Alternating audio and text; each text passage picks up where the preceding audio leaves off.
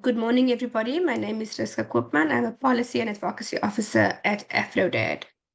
So today we really want to welcome you to a very timely conversation, as I said. We are at the moment hosting in South Africa the G20 Summit. And this is the first time it's being held on African soil, and it will be the last time in the global south for a very long time. And it's coming at a time of great economic distress and geopolitical changes. And we want to, in this webinar, critically assess the role of the G20 as well as its common framework, which is what is currently being used as a debt resolution mechanism. And as you know, many African countries and global South countries are in debt distress at the moment. And this is to a myriad of reasons, but mostly the high cost of capital and also the over-reliance on extractive industries. So today we have an amazing panel with us to guide us through this discussion. We will firstly be given a framing of the G20. What is the G20? Why is it important? And why we're having this conversation on the sidelines of South Africa's G20. And this will be given to us by Isaac Mwaipopo, who is the Executive Director of the Center for Trade and Policy Development in Zambia. Thank you to the team at AFRODAD for this initiative to bring together non-state actors, academia, and other institutions into a conversation around the G20 Common Framework.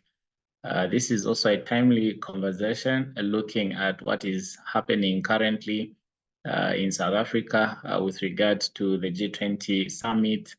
It gives us an opportunity as non-state actors to give our perspectives with regards to some of these frameworks that are developed with hope to respond to some of the challenges that low-income countries have been facing. Of specific interest in our discussion today is the issue of public debt. Of course, a number of studies have been done by a number of institutions, among which includes AFRODAD, that have clearly demonstrated how highly indebted and distressed most of the low-income countries are as a result of the burden of public debt. And a number of concerns have also been raised with regards to the non-availability of platforms that can effectively provide technical support in terms of finding solutions that would help low-income countries not only to restructure their debt, but also get into a situation where what they end up with is more sustainable. There have also been big questions with regards to how these debts are procured, with regards to how the global financial architecture has been designed and how it impacts quite negatively for most of these countries that are distressed. To take us a bit backwards in terms of the G20 Common Framework, this is basically a coordinated mechanism that was established to provide debt restructuring for low-income countries facing unsustainable debt levels, aiming for orderly and comprehensive solutions. In terms of its history, you would remember that the G20 Common Framework for Debt Treatments was initiated in 2020. And during the Saudi Arabian G20 presidency, it was designed to support low-income countries by providing a structured approach to debt restructuring beyond the Debt Service Suspension Initiative, the DSSI. So that was implemented during the COVID-19 pandemic. The framework aimed to facilitate coordinated debt treatments involving both G20 and Paris Club creditors, as well as other willing officials in terms of bilateral creditors. Some of the key guiding principles at establishment, there was an intention to have a coordinated approach. It meant that the G20 Common Framework was going to aim at bringing together official creditors under a single official creditor committee dubbed as the OCC, and the purpose of those committees was to negotiate direct treatments, ensuring that all parties were to work together and address the debt challenges. Important to note with the approach that was to be taken under this framework, it was going to be on a case-by-case basis. So debt treatments were going to be considered on a case-by-case basis, driven by requests from eligible debtor countries, and that was meant to allow for tailored solutions that reflected the specific circumstances of each of those countries that would have expressed interest or applied for treatment. There was also an issue of wanting to look at sustainability, and that was to just ensure that countries that apply for treatment, they get to a place where they restore sustainable debt levels, while ensuring that the necessary reforms could be put in place to maintain fiscal stability. And this was linked to programs that they might be having, let's say with an institution like the International Monetary Fund. But there was also another issue of comparability of treatment, which ultimately became an issue for some of the countries that applied for treatment. Looking backwards from 2020 up until now, 2025, there are about 4 countries that have applied for treatment of debt under the G20 Common Framework. Among these included Zambia, Ghana, Ethiopia, and Chad. If you look at these countries that applied for treatment, 3 of them have actually completed the process, and 2 of them are still struggling to get to finalize their debt treatment under the G20 Common Framework. And Zambia happens to be one of them. It is actually one of the countries which was among the first few countries to apply for treatment of our debt. I should make mention, sadly, that up until now, we haven't fully restructured our debt. Estimates are indicating that we've restructured close to 94% of the debt. Within this framework, there are certain challenges that a country like Zambia has faced, which I can briefly speak to. Some of them was with regards to having lack of binding regulations in terms of who can participate on the official creditors committee. That took long. It meant that most of those who were participating on a voluntary basis. But we also had issues of comparability of treatment. This was not agreed to at the beginning of our participation into the framework. It became a thorny issue and later stalled or contributed significantly to stalling of the negotiations for treatment of our debt. But there were also a number of other factors that started coming in within the process of trying to negotiate for our debt. And part of that was issues related to geopolitics, as in, if you look at big superpowers like the United States, America, countries like China, which happens to be one of the countries that we owe quite a significant portion of the current debt that we are negotiating for restructuring. So that also started playing out within the process of the negotiations. Other than that, it was also the issue of lack of timelines under which these negotiations could be conducted.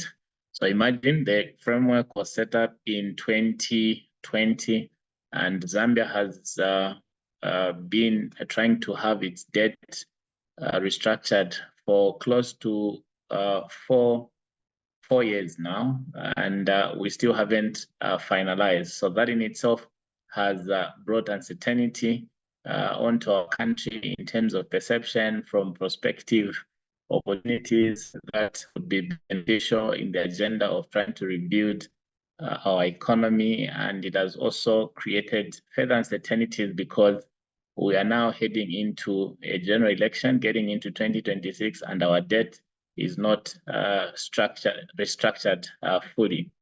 There were also issues related to the amount of relief that could be provided. It became equally a big debate.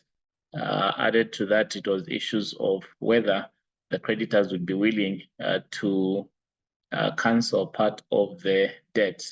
And this brought a lot of debate and I think some of the irregularities connected to the current situation that the country is faced with regards to the composition of the debt, where the bulk of it is actually debt that is owed to private institutions, unlike in the 1990s, where the composition of our debt was largely to bilateral partners. And this situation has also made it very difficult for countries like Zambia. And based on this, a lot of concerns have been raised by regional actors, including ourselves in Zambia through the Civil Society Debt Alliance, in terms of the effectiveness of the common framework to resolve problems or challenges for low-income countries that are stressed with debt. And we also started interrogating how common the common framework is, especially looking at how debt was treated. If you heard in my earlier remarks, I was saying that cases for countries were taken on a case-by-case basis, meaning that the way the debt would be treated, there were principles or guidelines that would be followed to ensure that the debt is resolved. And based on the case-by-case basis, it also determined how long the treatment or process of trying to resolve the debt would take. But sad to also share with colleagues on the call joining from various countries is the reality that one of the conditions that was tied to our participation under the G20 Common Framework was for Zambia to be part of a program under the International Monetary Fund, dubbed as the Extended Credit Facility, and this was initially meant to run for 3 years. And if you look at our situation now, the Extended Credit Facility has lapsed in terms of the duration it was supposed to run, but the debt has not been fully restructured. A number of reforms have been instituted in the mining sector, in the agriculture sector. Even then, there are still negotiations that are still going on with some of the creditors under the common framework. This has now pushed Zambia to start applying for an extension in terms of period of implementation of the extended credit facility, and it has since been extended from October to January next year, and we still remain uncertain that beyond January, we would have managed to fully restructure our debt. And these are some of the key questions that we still advance, even as global leaders meet in South Africa to deliberate on matters that pertain to finance and development. And some of the key questions that we are advancing is the need to relook at the G20 Common Framework in its entirety, try to assess if at all it is effective. In our view, we do not think it has been very effective in terms of resolving debt, especially when we situate it within the Zambian context. We do think that countries that are in debt distress should be assisted, and that assistance should be timely, time-bound, so that the country can get back to rebuilding, unlike a situation where you spend 5-4 years just negotiating debt.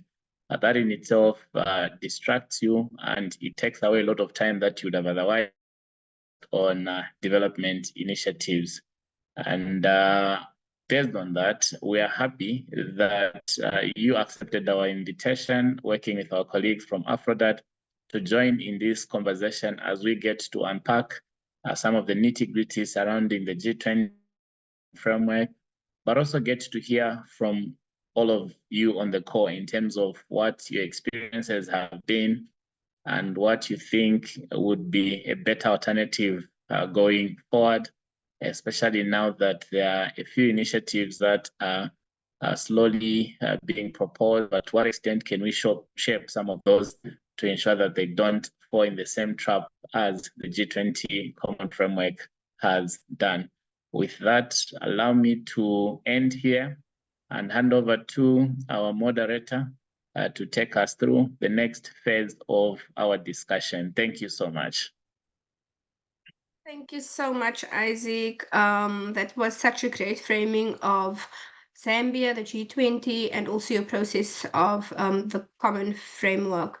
I think what really stood out to me was the length of the process and how little fruit it has borne for Zambia. And I think also when we are comparing to other countries who have entered the process, you see quite a few similarities that not getting private creditors around the table, how the process seems to be creditor centric. And this is really problematic for developing countries, right? Um, and another thing for this year, it was quite promising at the beginning of the year to have the G20 on African soil, and there was quite hopefulness that the debt issue would be central as well as the cost of capital, which is closely tied to the debt issue. And we know that in the beginning of the year, or late last year rather, the South African presidency promised a cost of capital commission, which never fully materialized. And that should have addressed the price that African governments pay to access capital. And as you know, we do pay what is called an African premium, which is about 4 to 8 times higher than other countries to access capital for development and for other purposes, servicing critical public goods and infrastructure. So thank you for that, Isaac. And also to note that this is happening at a time of great geopolitical changes and unrest. And also, for example, we are seeing now that even this G20 is marred by a lot of contention from the US. And we've also seen in many of the working groups of the G20 this year, processes has either fallen flat or they haven't been able to come up with communiques. We've seen this with the labor movement, there's been lots of unrest in the C20, as well as the Youth 20. So there is a lot of questions around not only the common framework, but also the G20 as a whole. What is its usefulness and purpose today?